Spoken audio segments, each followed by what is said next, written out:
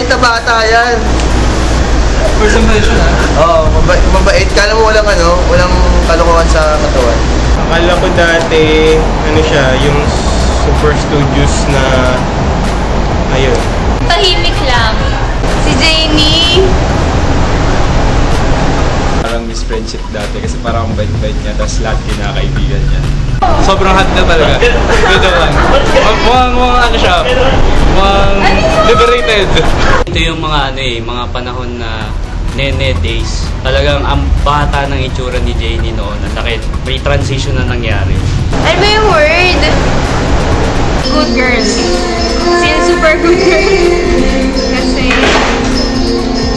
naalala ko sa Anatomy Love, lumapit siya sa akin, tumabi siya, tapos nagpakilala siya sa akin. Tapos, pinahiram niya ako ng battery na cellphone.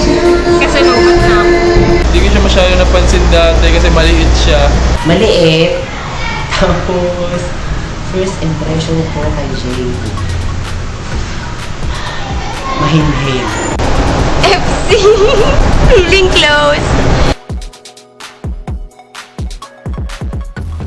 Siyempre, si Janie. Bestest. Mabait. Tapos, yung parang trustworthy. Loyal na friend. Parang ako loyal. Nicki Minaj. Yan yung tipong tao na kahit saan mo yan, kahit ano, kahit kailan, sige lang. Mabait si Janie. Mabait, maliit, maganda. Mabait, tsaka masarap kasama. Walang dull moments din. Si Janie yun yung tipong kahit saang lugar mo ilagay, kahit saang lupalop ng mundo mo ayain, kahit saang lupalop ng universe mo ayain, pupunta at sasama yan. Ano pala siya, lalaking version pala siya ni Jason. Masayahin. Diba? Feeling niya lagi ako may ginagawang mali. Kala niya lahat ng sinasabi ko, ganon. Ayun ganun. Basta saan. Malakas uminom si Jane. Nakita ko na siya laseng 3 times lang ata. Nicki Minaj. Alam mo yung isasama ka na lang, magpapasama sila, tapos ako pa yung manglilibre. Parang ganon.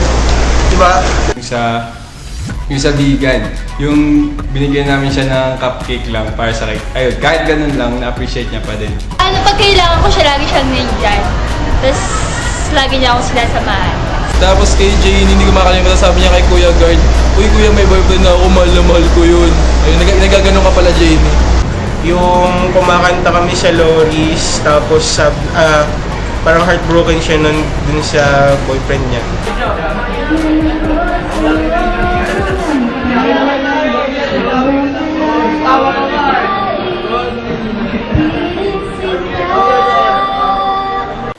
Condes, nung second year kami, tayo pala.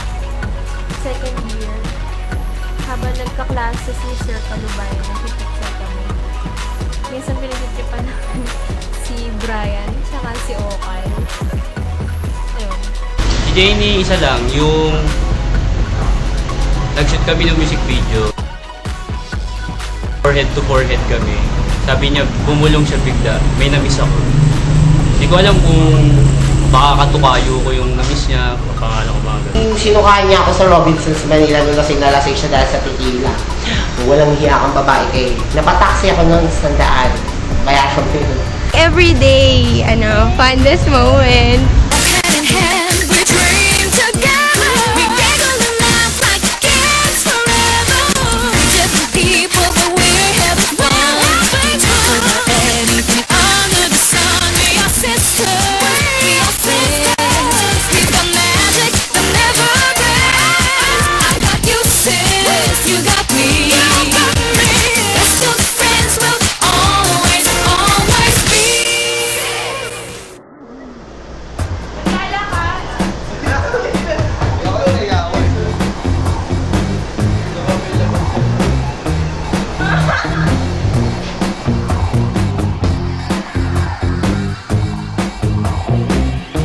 Malibo.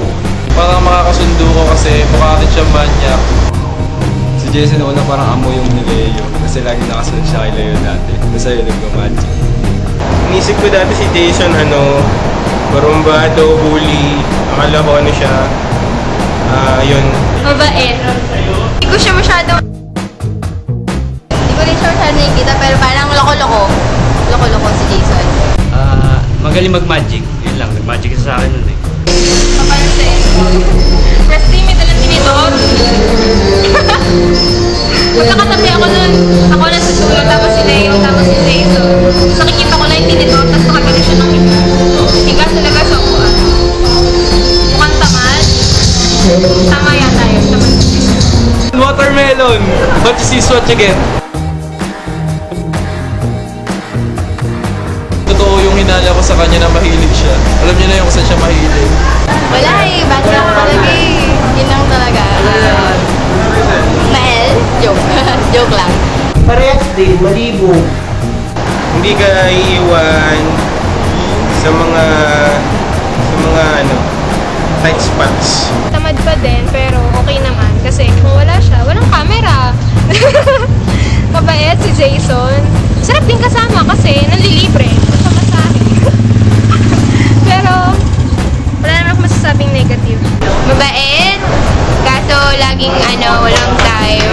Sa lahat na tropa ko, si Jason yung pinaka nababaitan ako. Hindi ko alam kung bakit. Plus, nakakatawa yung mga kwento ni Jason sobra. Kay Jason din, ganun, mabait din. Maloko. May butt crack, makatong, mahilig mag-push up. Master yan. Idol yan, idol.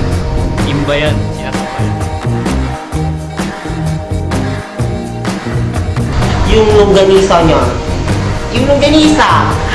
Alam na ni Jason yun. Hindi namin alam. Yung longganisa? Hindi. Yung nakapadyama siya, yung longganisa. Anong meron? At saka nilasing, tama na! Tsaka nilasing niya ako sa bigan. Nagkatabi kami natulog. That's all. Kay Jason yung nalating siya, yung pinalato namin ng Tweety Bird yung niya. Yung pajama. Si Jason, fondest memory ko yung yung kasama ko siya sa Bigan. Alam ko,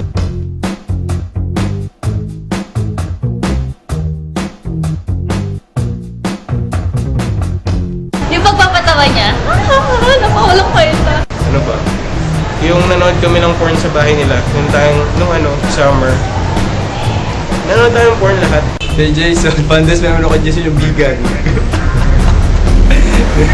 Hindi, pandas memory ko kay Jason, yung nilagyan ko siya ng baril sa butt crack. Kaya lagi kasing nakalabas. Yung pag nababangga siya, siya pa yung magalit dun sa pader, siya na yung bumangga. Sobrang nakakatawa lang. Tapos kahit tignan mo lang yung mukha niya, so comedy na. Pag dalawa lang kami, nagkukwentuhan kami ng mga malulungkot namin parte sa buhay at nilibre niya ako ng sagu. Tapos masama pa loob. How can something so wrong feel so wrong?